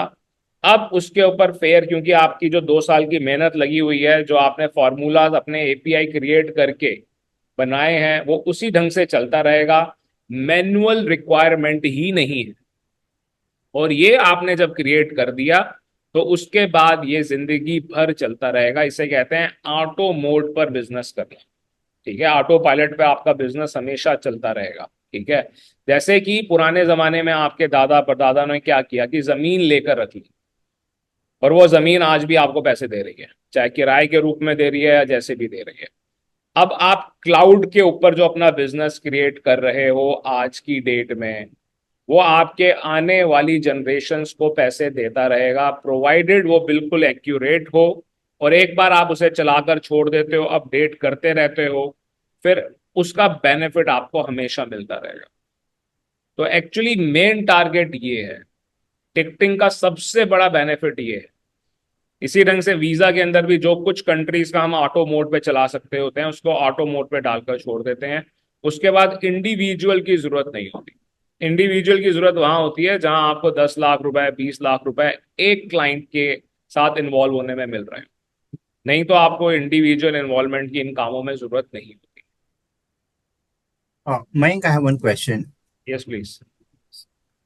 Mayank, I have already spoken to your team as well as I have already spoken to MIDS guys, to get XML or their API stuff. I know see what you said, like they want a recommendation, otherwise I should go for ITA. So I prefer the ITA rather than going for recommendation. So I have already, my company is a QGen holiday. We are operating across and globally, but we are not doing any air ticketing. But now we are going to enter into this. So API option हम लोग अभी लेते हैं. So because right now my team is working. I'm working some different purpose. So अब क्या recommend करोगे if I just start with the API as soon as possible rather than waiting for 1 year? Very good question. I have in a way already answered your question. Let me first explain you again. Like I said, that till you would not understand the entire segments, that which side your business is going, you should not decide to invest on API. right? So once again, I would say, let's say there is a person who has money, time, everything to put investment on API and make it auto mode. Okay, what that person should be doing? First of all, that person should start the business and analyze very accurately that which segment they are selling, for which part they are able to get more clients. When they are able to do that, if they are able to recognize that, okay, it is majorly American airline, or it is majorly Lufthansa, or it is KLM, first of all, understand that there are top airlines which are giving us more of profit and more of ticketing, which we are doing. Like let's say it can be only one Turkish airline, right? If I am that person, I would take the API of only that one airline or those 4 airlines directly from the airline, most probably free of cost. So a lot of people, they don't know. First of all, understand that you are trying to take, not only about you, I'm talking about everyone, that people are trying to buy everything. We want an API which should have each and everything. Maybe someday we would use it. If you consolidate, understand, and analyze that actually I need only 3, then you are able to save money, you are able to consolidate, you are able to make your name, and you are able to bring the traffic of other business people, the travel companies who are not expert or not having high volume of that segment. So you bring them also on your platform and your business flourishes. Right? So what my suggestion to answer your question is that you should analyze that, is it one particular segment, one particular side or a direction where your company is going? If it is that, if it includes 5 to 6 airlines only, then take API directly from the airlines. There are higher chances, there are 90% chances that you would be able to take the API free of cost. You can see on the all of you can go on the website of Lufthansa airline and see Open API. It is available free of cost. Similarly, by going on the website of the airline, you can check, are they offering you free API or not? Yes. So my follow-up question, right? So as you said, right, we can purchase the respective API from respective carriers or provider. But Galileo or these Amadeus also claiming that they have their API. So is it that this API is different than their API, or they have all the API but they are charging for all the APIs? How would you know? How would you know that I am telling you that, oh, this phone is good and iPhone is not good? You would say, no worries, you give me both. Let me check for 5 minutes. I'll tell you which one is better. So when someone is selling you something, don't think that, oh, they are the only one. First of all, it is, people in ticketing, they think, oh, they are giving, if we would ask something, they may feel something bad. Tell them, give you a demo for 3 days. Take a demo of Galileo, they would give you happily. There are other platforms also which are giving you demo of API. So all these 3 or 2, whichever you are considering, tell them to give you a demo ID for 3 days and tell your IT team to explore it and see which one is better. When you are buying it from Galileo or Amadeus or ITA, okay, then I would say if I have to pick either one, I would pick Galileo. I would say yes, then don't think, go with Galileo. They are good. Their service has become far better than other platforms. I'll not take the name. And the rates are also considerable and they're listening to you. Okay, if I have to choose any one among these 3, okay, so this is how you can think about that. Otherwise, I would say, let me take, ITA will not be giving you a demo, okay, but Amadeus will also give you a demo. Galileo will also give you a demo, and other third parties like RIA, Akbar, they are also selling you API. You take a demo from them also, demo ID, and try it for 3 days, 7 days. They would even happily give you the login for 1 month. You can try it. This is not something, even when I go, you may not be. When I go to buy a shirt, we see a shirt, we touch it, we feel it. Why not we touch and feel API? Where are actually the business is going to rely on it? Why should we just listen to them? I think that is the right way, and this answers your question. No, I think, you answered, because Amadeus asked me upfront that minimum 5 lakhs would be API cost, which you are saying that, we can get it even free from directly, right? So I think that option is better than. What is Amadeus? First, understand that what is Amadeus. Amadeus is a system which was created, which was actually created by a group of four airlines: Lufthansa, KLM, Air France, British Airways, right? When you can get an API directly from the Lufthansa, right? You would understand that how the API is going to look of the Amadeus. As simple as that. So this is what you can do. Soon we are going to launch a course for the API also. Okay, so when we are talking about the course about the API, it means that we are telling you how to take it, how to see it. Why we have not started yet? We have not started that because the system which we want to show to the clients of API who want to buy the API, that system is a pseudo system. And we don't want to show anyone a pseudo system. We want to show them a proper real system. So once we would start that, a lot of people who are thinking of API, they would be able to see it in reality. And then it would be far easier for them to decide to take the API or not. Similarly, you can also ask Amadeus, okay, can you give me a small training how to use it? I'll take it. You are asking me upfront 5 lakh, I'll take it. You give me a training, a one-day training, I'm ready to come to your location, or we can do it online. They have to show you. They will show you. They cannot say no to you. If they are saying no, it means it is not good. As simple as that. They know that if they would show you the product, you are not going to purchase it. Clear? Yeah. Thanks. Yeah, this is quite helpful. और कोई सवाल कोई पूछना चाहता हो? No? Sir बोलिए please. Sir MADS ये state wise या डिस्ट्रिक्ट वाइज कोई कहीं से भी ले सकते हैं सर? देखो मतलब कोई एक फर्क जगह नहीं मतलब पड़ता. हमारे डिस्ट्रिक्ट के अंदर समझ गया हूँ. आपका सवाल मैं समझ गया हूँ. ठीक है. आपको मैं अमेडियस का नंबर दे दूंगा. ठीक है. जब मैं आपको नंबर दूंगा अमेडियस का, तो आप उनको फोन करोगे. जब आप उनको फोन करोगे तो वो आपसे पूछेंगे लोकेशन. फिर आप अपनी जो रियल लोकेशन है वो बताओगे बिना सोचे समझे. आप अपनी रियल लोकेशन बताओ उनको. वो उस लोकेशन के सेल्स पर्सन को आपका नंबर दे देंगे. वो जब उस लोकेशन के सेल्स पर्सन को आपका नंबर दे देंगे, तो आप उसके ऊपर जाकर उसके बात करोगे. उसका खुद फोन आ जाएगा. वो आपसे कंपनी की डिटेल लेगा और आपको अमेडियस दे देगा. तो आपने कॉल करने से पहले उनकी लोकेशन के बारे में नहीं सोचना. जो भी आपको एक नंबर मिला, ठीक है, मैं आप लोगों को गैलीलियो का भी एक ही नंबर देता हूँ और अमेडियस का भी एक ही नंबर देता हूँ. ये दोनों के दोनों नंबर एक्चुअली आपको मुझसे लेने की जरूरत ही नहीं.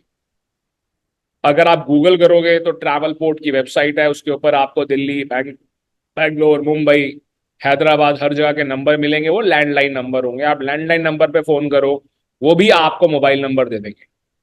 ठीक है. सिमिलरली अमेडियस को भी अगर आप गूगल करोगे तो वसंत कुंज के ऑफिस का आपको एड्रेस मिलेगा. फोन नंबर है, उस पर आप फोन करोगे, आप बोलोगे आपको अमेडियस लेना है, वो भी आपको दे देंगे. ठीक है. तो ऐसा नहीं है कि आपको ये नंबर मुझसे ही लेना है, but at for a ease अगर आप लेना चाहो तो जरूर ले सकते हो. बट मिलेगा तभी जब आप ठीक प्रोसेस फॉलो करोगे. अगर आप प्रोसेस ठीक फॉलो नहीं कर पा रहे हो तो ऑब्वियसली नहीं मिलने वाला. राइट. और पूछिए कोई सवाल. नहीं सर, अगर से अपने नहीं सर, आपसे मैं सुना था वीडियोस के अंदर एक डिस्ट्रिक्ट या एक एरिया के अंदर अगर से एमएडीएस है तो उसको नहीं देंगे बोल के, ऐसा कुछ है सर कुछ? नहीं नहीं नहीं नहीं नहीं नहीं नहीं, बिल्कुल भी नहीं है. वो आपने मिक्सअप कर दिया. ठीक है. पहले ऐसा हुआ करता था कि आइटा लोकेशन के बेसिस पे दिया करता था. वो आपने उसको मिक्सअप कर दिया. अब आइटा भी ऐसा कुछ नहीं कर रहा. ठीक है. आप चाहे जहां पर भी हो, जितने भी वहां पर पहले से एजेंट हो, ठीक है, आपको मिल जाएगा. आप उनका प्रोसेस फॉलो करो और अपना टिकटिंग का बिजनेस स्टार्ट करो. ठीक है. हाँ मयंक जी, बोलिए. अभी आपने कुछ बोला एआरसी. एआरसी, अभी एआरसी में स्टार्ट करूंगा. अभी मैंने ये आइटा और जीडीएस का प्रोसेस वाला पार्ट खत्म किया है. ठीक है. अच्छा, और जो अमेडियस है वो आइटा के बाद ही देता है, उससे नहीं, पहले ऐसा देता? नहीं है.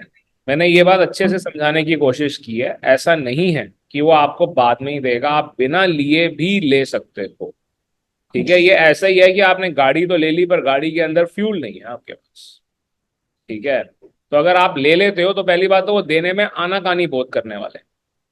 ठीक है. अगर आप ये सोचो कि आप वो आनाकानी करेंगे और आप कहोगे कि हाँ जी मैं तो टूरिज्म स्कूल से, तो उल्टा आपके लिए परेशानी बढ़ने वाली है. क्योंकि वो कहेंगे टूरिज्म स्कूल के तो बच्चे बिल्कुल धुरंधर निकलते हैं, वो तो पता नहीं क्या क्या करते हैं. ठीक है. ये तो हमारे लिए प्रॉब्लम्स क्रिएट करते हैं. तो और दूसरी बात समझो कि आप किसी को कह रहे हो कि मैं स्टूडेंट हूँ, ठीक है, वो कहेंगे भाई ये तो काम ट्रैवल एजेंट्स का है, स्टूडेंट्स का काम नहीं है ये, ठीक है। तो इस बात को आप समझो कि if you have an IATA number then no one can say no, otherwise you have a travel company. वो आपको कोई आनाकानी ऐसे नहीं कर रहे हैं कि बिल्कुल मना कर देंगे, वो सिंपली ये कहेंगे कि आप अपने आप को प्रूव तो करो कि आप सच में एक ट्रैवल कंपनी हो।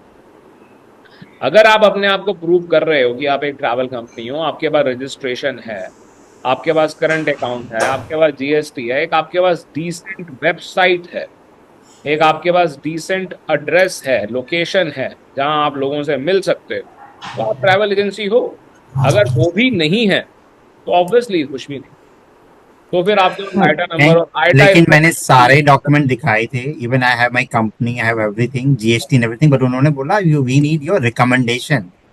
मना कर दिया। तो मतलब I mean I am running this company more than 1 year, काफी बड़ा भी हमने बिजनेस कर लिया है, बट वो उन्होंने एक ही चीज बोला, we need your recommendation from someone, otherwise बहुत डिफिकल्ट होगा, आपको ये लेना पड़ेगा वो। मतलब इतना हो गया कि मैं घूम फिर के मैं कहा let's start with the basic rather than jumping here and there. तो ये आप लोगों के ही सवाल का जवाब है। कोई रियल एक्सपीरियंस होल्डर यहाँ पर है, मैंने आपसे क्या कहा कि वो आनाकानी कर सकते हैं, ठीक है। हमारे भी बहुत सारे स्टूडेंट हैं जिन्हों से उन्होंने रिकमेंडेशन लेटर मांगा, हमने भी बात की, ठीक है। हमारे बात करने का यही फायदा हुआ कि हमने बोल दिया भाई ये गलत है, मत करो, वेव ऑफ करो, तो उन्होंने वेव ऑफ कर दिया, ठीक है।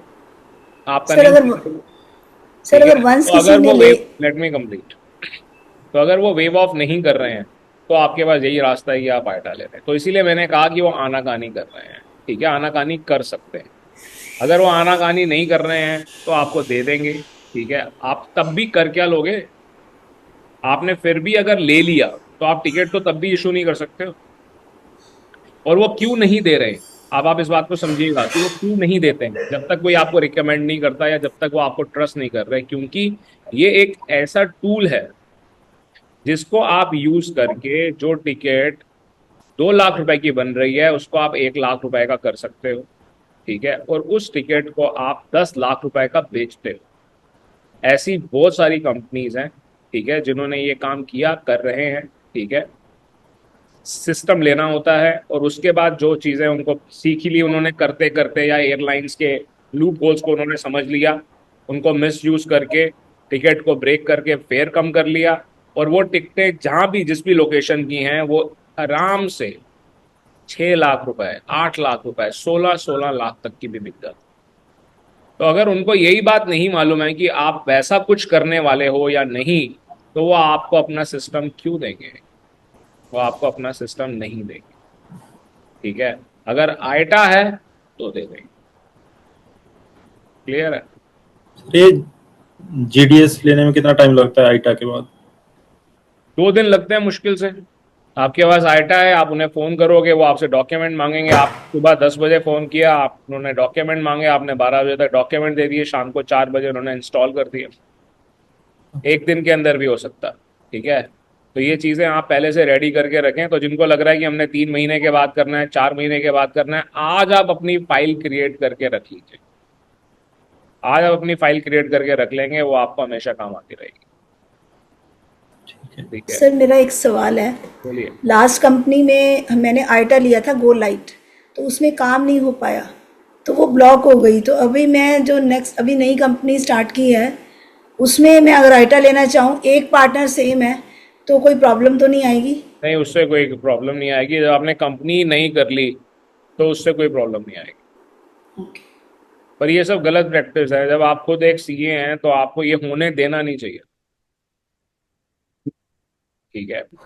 एक चीज़ बताइए, इसमें बताइए डिफरेंस क्या बताइए। है गोलाइट और स्टैंडर्ड में? मतलब एयरलाइंस की कुछ रेस्ट्रिक्शंस हैं कि स्पेसिफिक एयरलाइंस सबसे कुछ बड़ा चीज़ें डिफरेंस ऐड नहीं। बताता हूँ, एयरलाइन का भी डिफरेंस है। कुछ एयरलाइंस आपको गो स्टैंड में ज्यादा दिखाई देंगी, गो लाइट में कम दिखाई देंगी। गो लाइट में आप उन्हें ऐड करवाने के लिए अलग से मेहनत करोगे, एफर्ट करोगे तो ऐड होगी।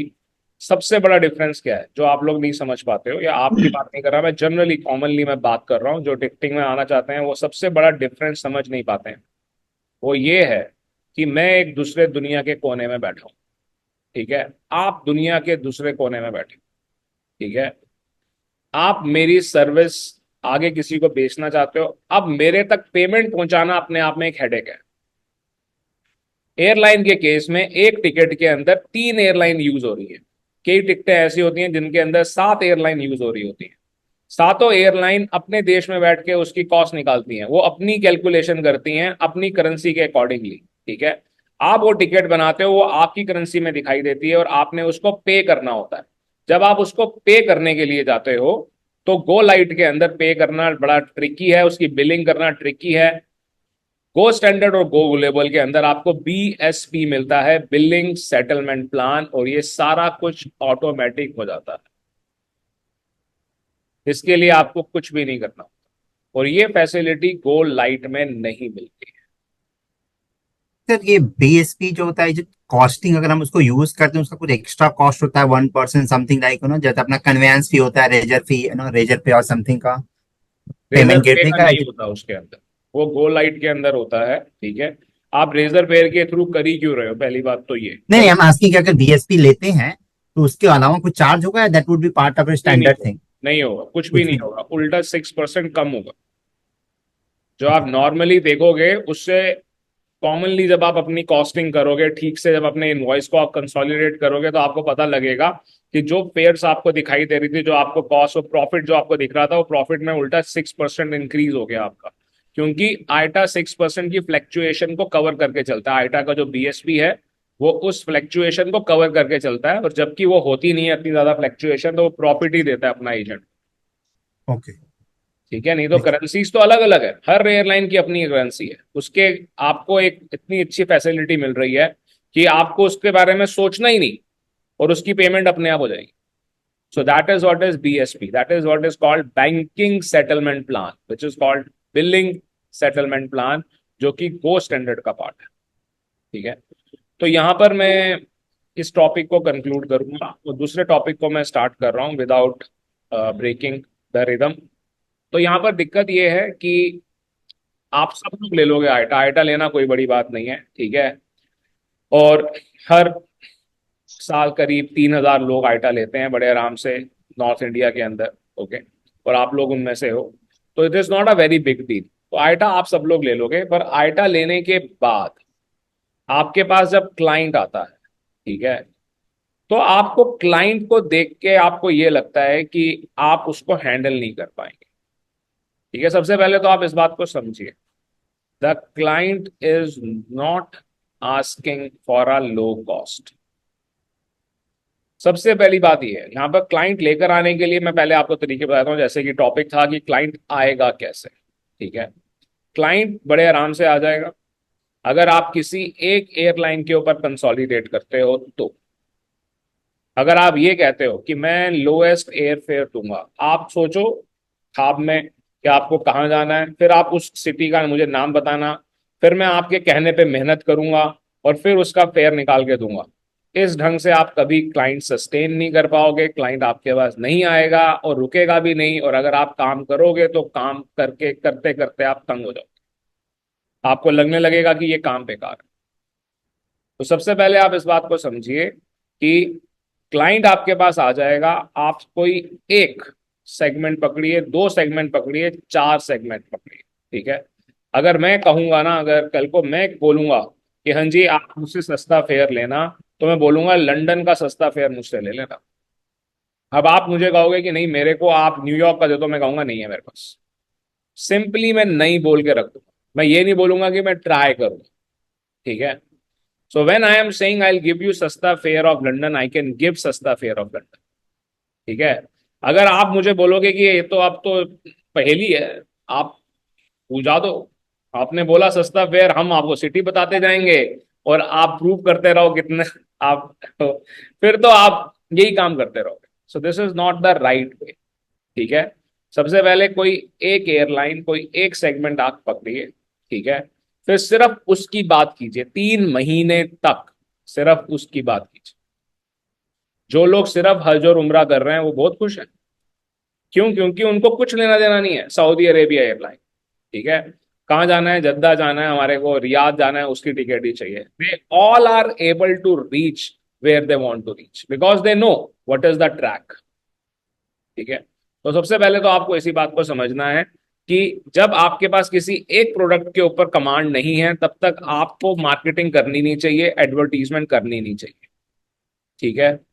जब आपके पास एक के ऊपर कमांड आ गई तो आप सबके पास इतने लोग हैं कि अगर आप सिर्फ अपने व्हाट्सएप के स्टेटस के ऊपर डाल, तो समझना इस बात को कि आप सस्ती टिकट दे रहे हो तो आपके पास क्लाइंट आ जाता है। अब आप इस बात को समझने की कोशिश कीजिए कि मेक माई ट्रिप सारी दुनिया जानती है, इंडिया के अंदर सब जानते हैं, एक्सपीडिया को सब जानते हैं, स्काई स्कैनर को सब जानते हैं, फिर भी आप व्हाट्सएप के स्टेटस के ऊपर लगाते हो कि मैं आपको टिकट दूंगा, ठीक है। आप ये भी नहीं बोलते कि मैं सस्ती दूंगा, फिर भी आपके पास क्लाइंट आता है। क्यों आता है? क्योंकि they all have tested all this, even then they are not happy with that, they are not satisfied. तो सबसे पहले आप इस बात को समझो कि बड़ी कंपनीज भी बहुत सारे क्लाइंट्स को सेटिस्फाई नहीं कर पा रही हैं, इसीलिए इन्हें कोई ऐसा चाहिए जो इनकी बात सुन सके। जब आप बात सुनने के लिए तैयार हो तो आप पूरी दुनिया की रिक्वायरमेंट के अकॉर्डिंगली तो बात नहीं सुन सकते, आपको उसे कंसोलिडेट करना पड़ेगा। तो इसीलिए आप हिट एट द पॉइंट, कहते हैं ना, hit at the nail, right. तो आप उसको हिट करते हो कि हाँ मैं आपको लंदन का, न्यूयॉर्क का, रियो डी जेनेरियो का सस्ता फेयर दे सकता हूँ, ठीक है। क्योंकि आपको मालूम है इसके अंदर यही 2 एयरलाइन मैंने यूज करनी है, मेरे को मालूम है वो जीडीएस के ऊपर मैंने उसे कैसे कम करना है, ठीक है। वो आप करते हो और आप उसे बेचना शुरू करते हो, एक क्लाइंट आपको 2 क्लाइंट और ला कर देगा। ये वो इंडस्ट्री है, ठीक है, जहां आपको क्लाइंट ये बोलता है कि आप ये भी चेक कर दो, जहां आपको क्लाइंट ये बोलता है कि क्या आप मेरे को इसका भी सस्ता फेयर दे सकते हो, तो आपको सोचना नहीं है, काम नहीं करना है, आपने मना करना। You have to say no, as simple as that. ये क्लाइंट सस्ता नहीं ढूंढ रहा है, इसको चाहिए ही नहीं, इस बात को समझिए। That person is just shopping around. जब इसको चाहिए होगा तो यही आप देखोगे कि 3 दिन के बाद आपके पास फिर से आया हुआ कि हाँ जी अब आपको जितने में भी देना है आप दे दीजिए। जब आप सस्ता ढूंढना या उसकी रिक्वायरमेंट को फुलफिल करना शुरू कर देते हो, आप उसको सेटिस्फाई कर नहीं पाते हो, अपने आप को डिप्रेस कर लेते हो। इस बात को समझिए, there are lot of businesses which are going on with a fix price, there are lot of, आप लोगों के हाथ में है एक्सपीरियंस। आप एग्जांपल, हम सबको मालूम है आईफोन इज एक्सपेंसिव, हम सब जानते हैं, पर आईफोन सैमसंग के रेट के अकॉर्डिंगली अपना रेट नहीं गिराता है, या जो बाकी ब्रांड्स हैं उनके अकॉर्डिंगली अपना प्राइस नहीं कम करता है, वो अपनी ब्रांडिंग के अकॉर्डिंगली ही चलता है। तो अपनी कंपनी के ब्रांड आप हैं। when you are the brand, when you are going to do all of this, then you have to understand कि price is not a criteria to decide a travel agent. A travel agent when is talking clearly, जो बातें आप करोगे या जितनी बातें आज की क्लास में आपने सुनी है, आप मेक माई ट्रिप के कॉल सेंटर में फोन करके देख लेना, स्काई स्कैनर के कॉल सेंटर में फोन करके देख लेना, जो उनसे मर्जी कॉल सेंटर में आप फोन करके देख लेना, वहां पर आप बात करके देख लेना। जितनी नॉलेज आपको मिल चुकी है इस 1 घंटे के अंदर, उनके पास वो नॉलेज नहीं है। और इसके अलावा जो लोग पूरा प्रॉपर कोर्स कर रहे हैं या जो सिर्फ 1.5 महीने का कोर्स भी कर रहे हैं, आप सबके पास उनसे कहीं ज्यादा नॉलेज है। जो लोग कॉल सेंटर में बैठे हुए हैं, जो एक स्काई स्कैनर पे आपका फोन उठाते हैं, या बाकी, वो भी हमारे ही स्टूडेंट्स में से हैं। ये वो स्टूडेंट्स हैं जो उतना बढ़िया परफॉर्म नहीं कर पाते और नौकरी करना ही सिर्फ पसंद करते हैं, और उन्हें एक सेगमेंट में डाल दिया जाता है कि भाई आपके पास कॉल आएगी, सिर्फ ये काम, तो इनको वो काम करना आता होगा, ठीक है। आपको उससे कहीं ज्यादा आता है। जो टिकट ऑनलाइन दिखती ही नहीं, जो टिकट है ही नहीं ऑनलाइन, ठीक है, जो आप स्काई स्कैनर पे ढूंढ कर नहीं बना सकते, जो आप एक्सपीडिया पर ढूंढ कर नहीं बना सकते हो, वो टिकटें एक ट्रैवल एजेंट बनाता भी है और बेचता भी है। और ये फिगर आउट करना बहुत आसान है। अगर किसी को ये लगता है कि ये फिगर आउट नहीं किया जा सकता, तो इसके लिए सिर्फ आपको 2 घंटे चाहिए। सबसे पहले आप ये देखो कि हाँ जी कौन सी टिकटें नॉर्मली मिल रही हैं। जैसे कि एग्जांपल देता हूं मैं आपको कि आपको दिल्ली बैंकॉक दिल्ली की टिकट आराम से मिलती है, Delhi Bangkok Phuket Delhi, sorry Bangkok Delhi मिलती है, ठीक है। बट इसी को अगर मैं कोसा मुई कर देता हूं तो नहीं मिलती है। You still have a scope कि आप कोसा मुई के ऊपर कंसंट्रेट करते हो। मैंने थाईलैंड का एग्जांपल इसलिए दिया क्योंकि आप में से बहुत सारे लोग थाईलैंड को समझते हो, ठीक है। Similarly I can give you an example of Malaysia.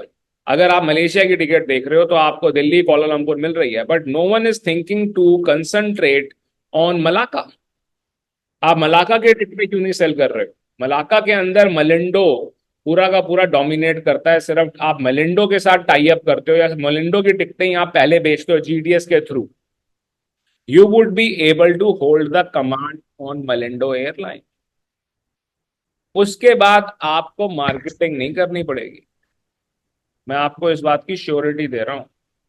जहां आप ये चीजें जीडीएस के ऊपर जाके करना शुरू कर दोगे, आपको उसके बाद अपनी एडवर्टीजमेंट नहीं करनी पड़ेगी, बिकॉज देन यू आर। और ऐसे लोग हैं कुछ आपके में बैठे हुए हैं जो ऐसे लोग हैं जिन्हें एडवर्टाइज नहीं करना पड़ रहा।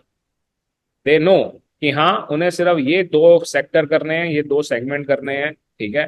क्लाइंट को हैंडल करने का सिंपल सा मतलब है 100% रिस्पेक्ट के साथ बात कीजिए। जो इन्फॉर्मेशन आप दे सकते हैं हैप्पीली वो दीजिए, बाकी के लिए क्रॉस मार दीजिए, मना कर दीजिए, ठीक है। जब तक आप ये करना शुरू नहीं करोगे तब तक आप अपना बिजनेस आगे नहीं ले जा पाओगे। आप सिर्फ क्लाइंट हैंडलिंग के ऊपर रुके रहोगे। आपको क्लाइंट को कॉल करने की जरूरत नहीं है, आपको कॉल अपने प्रोडक्ट को इनहेंस करने के लिए करना है एयरलाइन। आपको कॉल जीडीएस को करना है, क्लाइंट को नहीं करना। जब आपका प्रोडक्ट स्ट्रांग हो जाएगा, क्लाइंट आपके पीछे आएगा, आपको क्लाइंट के पीछे नहीं जाना। कोई कुछ बोलना चाहता हो क्लाइंट हैंडलिंग से रिलेटेड तो मुझे बता सकता है।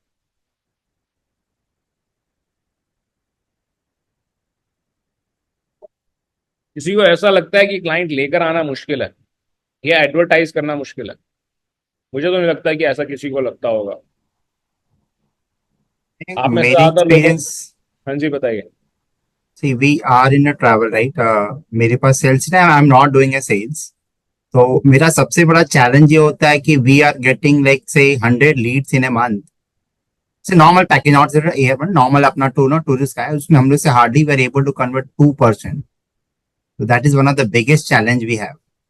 You are trying to convert them. Yes. You have a product and you get 10 queries and then you are not happy with the conversion rate. Yes. So Yeah. what do you think? Where do you need to work? Do you need to work on the skills to converse or not? Multiple things. First thing, एक तो skill that I definitely agree because I have a freshers or less experienced guy. Secondly, when I'm competing, we are online, right? So obviously there are big players like Veena World and Make My Trip, and there are उनसे challenge नहीं है. Challenge है that there are small agents working in the small shops who are selling, let's say Shimla in just 10,000. So हमारे पास जो customer आते हैं बोलते हैं यार ये तो सर आपका इतना, मुझे वो जेन तो 10,000 में दे रहा है। अलग बात है, the services all there are huge difference are there. Like example, they provide non-AC staff, they provide very small hotels and all. But still वो ना कस्टमर जो आता है पहला कंपेयर वो प्राइस को लेके करता है, specially in the India is a price sensitive market. तो वो सबसे बड़ा चैलेंज होता है कि वो सीधे बात करता है, भाई वो तो हमको 10,000 में दे रहा है, आप क्या इतना मैं क्यों आपको एक्स्ट्रा दूं। इवन तो वी से कि हमारा एक्स्ट्रा है, ये हमको एक्स्ट्रा क्वालिटी दे रहे हैं, ये सर्विसेज दे रहे हैं, ये चीजें। बट अल्टीमेटली हमेशा उनका ये रहता है कि प्राइस हमारा उधर कम मिल रहा है तो स्टिल हम मैनेज कर लेंगे। सो ये एक सबसे बड़ा चैलेंज हम लोगों का है। So I am answering you. Very good. You mentioned that. You mentioned a very big pain area of many business people. Okay, good that you mentioned that because many may be having that pain area, but they are not saying about it. Or many who have not started, they would have it as a pain area. मैंने उसी को answer करने की कोशिश की है आज के टॉपिक पे, ठीक है। सबसे पहली बात तो ये कि इस केस में हमारे को अपनी नॉलेज को इंक्रीज करना है, कन्विंसिंग स्किल को इंक्रीज नहीं करना है। I asked you, do you need to work on convincing skills? No, not at all. उसकी कोई रिक्वायरमेंट ही नहीं है, ठीक है। जब हम नॉलेज की बात कर रहे हैं तो हम ये कह रहे हैं कि आपने पहले से एड एनालिसिस किया कि क्लाइंट आपको आके बता रहा है कि वो इतने का दे रहा है, ठीक है। आपको पहले से मालूम है कि वो कितने का दे रहा है। जैसे कि अगर आप हुंडई की क्रेटा लेने जाते हो तो उन्हें मालूम है कि हाँ किया की सेल्टोस में क्या है और क्रेटा में क्या है, वो कंपैरिजन पहले से, right. And even then Hyundai is very clearly saying कि भाई मेरे को मालूम है, ठीक है, हैव टू टेल मी। हाँ बेटा, मेरे को ये सारा कुछ मालूम है कि क्या आप कर रहे हो क्या आप नहीं कर रहे हो। हम ब्रांड है, हम तो आपको ये इतने में देने वाले हैं, आप लेना है लो, नहीं लेना है मतलब। ठीक है। सेकंड थिंग कि हमारे पास अपने प्रोडक्ट की नॉलेज ठीक है। तीसरी चीज कि हम अपना प्रोडक्ट पहले से ही ऐसा बना रहे हैं कि उसको कोई कंपेयर कर ही नहीं सकता। That is what I said, the GDS is having such commands, is having such power कि आप रियलिटी में फेयर को कम कर सकते हैं। जब आप फेयर को कम कर लेते हो, ठीक है, और आपको मालूम है वो किस सेगमेंट में करना है, तो आप उसी की टिकट तो बेचते हो, and that sells like a hot cake. उसके अंदर कंपैरिजन वाली बात ही नहीं आती है। तो मेजरली आपको यहां पर चौथी चीज जो सीखनी है वो ये कि इस तरह के क्लाइंट को मना कर, you have to say no कि ठीक है आप, very good, go ahead, next time you please come to us. आप एक बार एक्सपीरियंस कर लीजिए, आई गारंटी यू आप अगली बार हमसे लेंगे, और जो हम प्राइस दे रहे हैं अगली बार भी हमारा ज्यादा होगा, आप लेंगे हमसे। Now you have left a doubt in their mind that there is something extremely wrong, it is सस्ता। पहले ही हम सबके माइंड में ये डाउट तो पहले से ही है, जो सस्ता है वो बेकार है। आपने उसके अंदर वो डाउट क्रिएट कर दिया। Instead you are thinking of कि हाँ जी मैं इसको कन्विंस करूं, उल्टा आपने उसके माइंड में डाउट क्रिएट कर दिया कि हाँ जी ये आप खुद करो। ठीक है, ये आप जो भी जा रहे हो आप गलत जा रहे हो, what we are saying that is correct. ठीक है, तो आपको उस कन्वर्जन को कन्विंस करने की कोशिश नहीं करनी है, उल्टा आप अपना जो काम कर रहे हो उसको इम्प्रूव करने की कोशिश करनी है। जाने दो उसको, लेट इट गो। कोई हाँ बिजनेस है ऐसा, कोई एक आप मुझे ऐसा बिजनेस बता दो जो इसके अंदर क्लाइंट जाता ना हो वापस।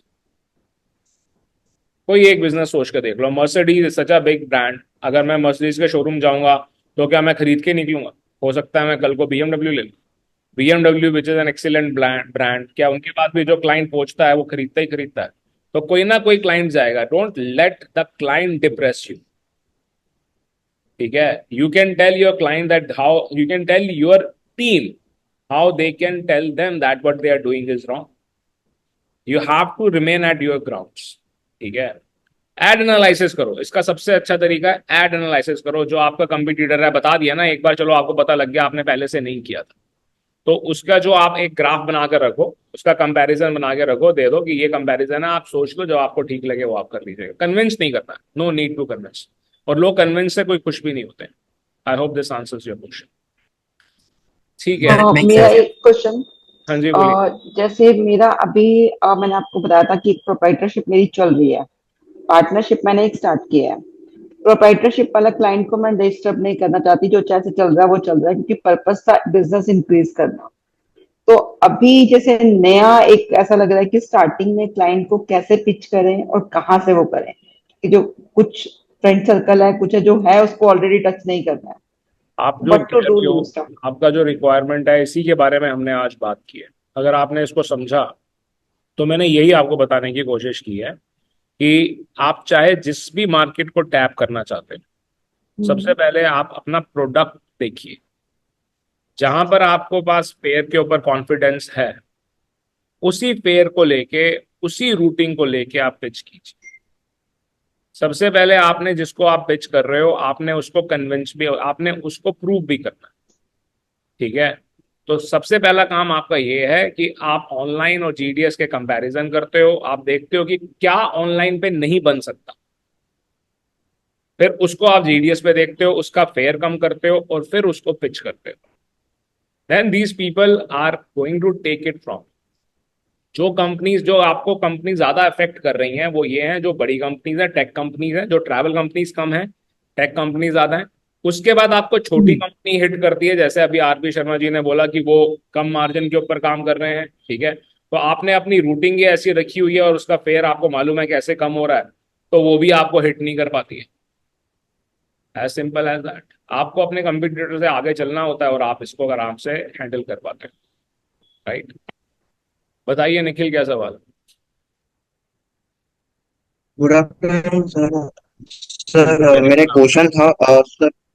सर बट ये प्रॉब्लम शायद सबकी नहीं हो सकती, सिर्फ मेरी होगी।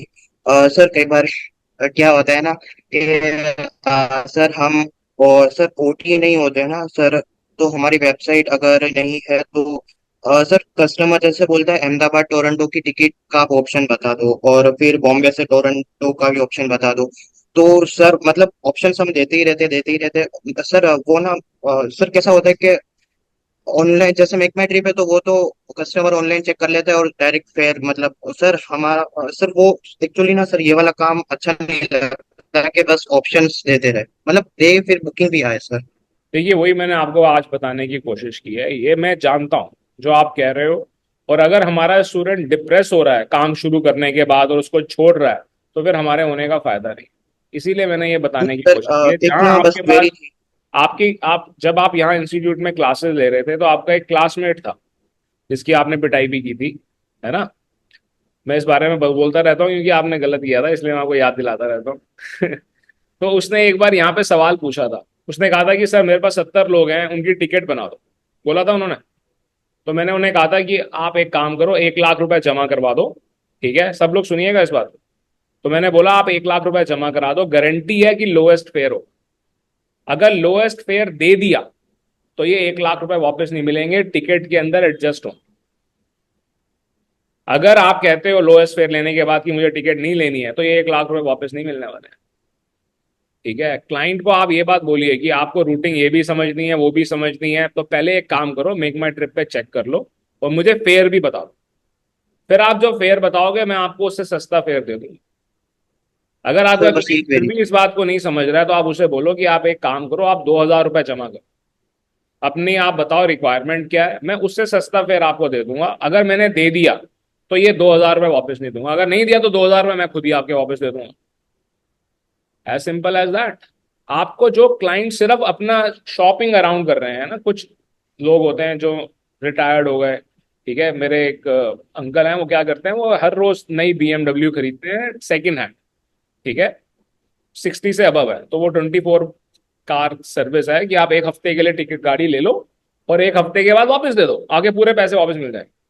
वो हर हफ्ते एक नई गाड़ी ले लेते हैं 24/7 से, वो कार 24 से, और एक हफ्ते के बाद वापस दे देते हैं। आप समझो कि वो टाइम पास कर रहे हैं अपना, उनके पास कोई काम ही नहीं है। तो हो सकता है आपके पास भी कोई ऐसा क्लाइंट आ रहा हो जो टाइम पास कर रहा हो, तो इससे आपको बचना है, ठीक है।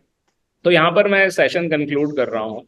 जिन लोगों के कोर्स के अंदर जो एडवांस कोर्स कर रहे हैं वो 5 मिनट के अंदर दोबारा से ज्वाइन करेंगे और फिर हम ARC करेंगे, ठीक है। तो मैं एक बार एंड करके 5 मिनट में दोबारा से स्टार्ट कर रहा हूँ। तो जो ARC करना चाहते हैं जिनके कोर्स का पार्ट है वो लोग दोबारा से ज्वाइन कर लेंगे। जिनका एग्जाम है इस 5 मिनट के अंदर आपके पास लॉगिन आ जाएगा, ठीक है। तो अपना एग्जाम 3 बजे स्टार्ट करेंगे, ठीक है। Thank you.